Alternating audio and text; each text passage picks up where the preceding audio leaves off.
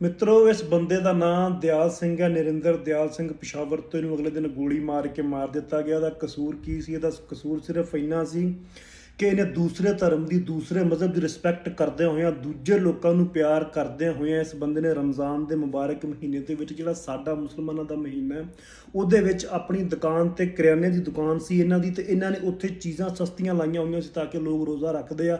ਇੰਨੀ ਮਹਿੰਗਾਈ ਆ, ਲੋਕਾਂ ਦਾ ਢਿੱਡ ਨਹੀਂ ਪਲਦਾ, ਤੇ ਘੱਟ ਰੇਟ ਤੇ ਗੌਰਮੈਂਟ ਕੋਲੋਂ ਖਰੀਦ ਕੇ ਘੱਟ ਰੇਟ ਤੇ ਅੱਗੇ ਚੀਜ਼ਾਂ ਮੁਸਲਮਾਨਾਂ ਨੂੰ ਵੇਚਦੇ ਸਨ, ਔਰ ਦੁਕਾਨ ਦਾ ਕਿਰਾਇਆ ਵੀ ਆਪਦੀ ਜੇਬ ਦੇ ਵਿੱਚੋਂ ਦਿੰਦੇ ਸਨ। ਅਸੀਂ ਪਿਛਲੇ ਕਈ ਸਾਲਾਂ ਤੋਂ ਸੁਣਦੇ ਆਉਂਦੇ ਹਾਂ ਕਿ ਉੱਥੇ ਜਿਹੜੀਆਂ ਸਿੱਖ ਫੈਮਲੀਆਂ ਰਹਿੰਦੀਆਂ ਉਹ ਰਮਜ਼ਾਨ ਦੇ ਵਿੱਚ ਇਵੇਂ ਲੰਗਰ ਲਾਉਂਦੇ ਆ, ਇਵੇਂ ਚੀਜ਼ਾਂ ਜਿਹੜੀਆਂ ਉਹ ਕਈ ਵਾਰੀ ਫ੍ਰੀ ਵੀ ਦਿੰਦੇ ਆ, ਠੀਕ ਹੈ।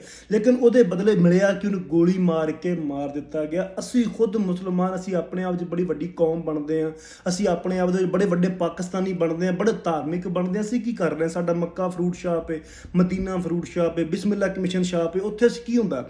ਤੁਸੀਂ ਜਿੱਦਣ ਰੋਜ਼ੇ ਸ਼ੁਰੂ ਹੋਏ ਨੇ, ਕੇਲਿਆਂ ਦੀ ਦਰਜਨ ਸੀ 150 ਰੁਪਏ। ਜਿਸ ਦਿਨ ਪਹਿਲਾ ਰੋਜ਼ਾ ਹੋਇਆ 300 ਰੁਪਏ, 350 ਰੁਪਏ ਕੀਤੀ। ਐਡੀਆਂ ਦਾੜੀਆਂ ਮੱਤਿਆਂ ਤੇ ਮਰਾਪ ਹੈ। ਰੋਜ਼ਿਆਂ ਦਾ ਬਹਾਨਾ ਬਣਾ ਕੇ ਤੁਸੀਂ ਲੋਕਾਂ ਨੂੰ ਲੁੱਟ ਰਹੇ ਹੋ, ਲੋਕਾਂ ਦੇ ਮੂੰਹ 'ਚ ਨਿਵਾਲੇ ਖੋਹ ਰਹੇ ਹੋ ਤੁਸੀਂ, ਠੀਕ ਹੈ। ਸਾਡੀ ਗੌਰਮੈਂਟ ਵੀ ਖੋਹ ਰਹੀ ਹੈ। ਸਾਡੇ ਇਹ ਵੱਡੇ ਜਿਹੜੇ ਬੈਠੇ ਹੋਏ ਨੇ ਕਮਿਸ਼ਨ ਸ਼ਾਪਾਂ ਪਾ ਕੇ ਜਾਂ ਫਰੂਟ ਸ਼ਾਪਾਂ ਪਾ ਕੇ, ਜੋ ਵੀ ਬੈਠੇ ਹੋਏ ਨੇ, ਠੀਕ ਹੈ, ਕਾਰਪੋਰੇਟ ਘਰਾਣੇ, ਇਹ ਵੀ ਲੋਕਾਂ ਦੇ ਮੂੰਹ 'ਚ ਟੁੱਕਰ ਖੋਹ ਰਹੇ ਨੇ।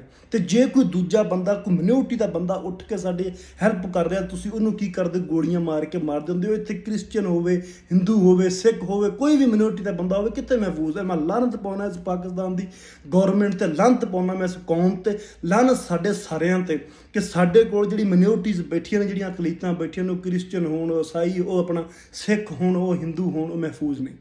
ਸਾਡੇ ਕੋਲ ਕਾਨੂੰਨ ਹੀ ਕੋਈ ਨਹੀਂ ਹੈਗਾ ਕੋਈ ਉਹਨਾਂ ਨੂੰ ਸਿਕਿਉਰਿਟੀ ਦੇਣ ਵਾਸਤੇ। ਸੋ ਲਾਹਨਤ ਹੈ, ਜੇ ਕੋਈ ਤੁਹਾਡੀ ਸਪੋਰਟ ਕਰਦਾ ਤਾਂ ਉਹਦਾ ਸ਼ੁਕਰੀਆ ਅਦਾ ਕਰਦਾ, ਉਹਦਾ ਗੋਲੀ ਨਹੀਂ ਮਾਰੀ ਦੀ ਹੁੰਦੀ ਸਾੜ ਤੋਂ ਆ ਕੇ।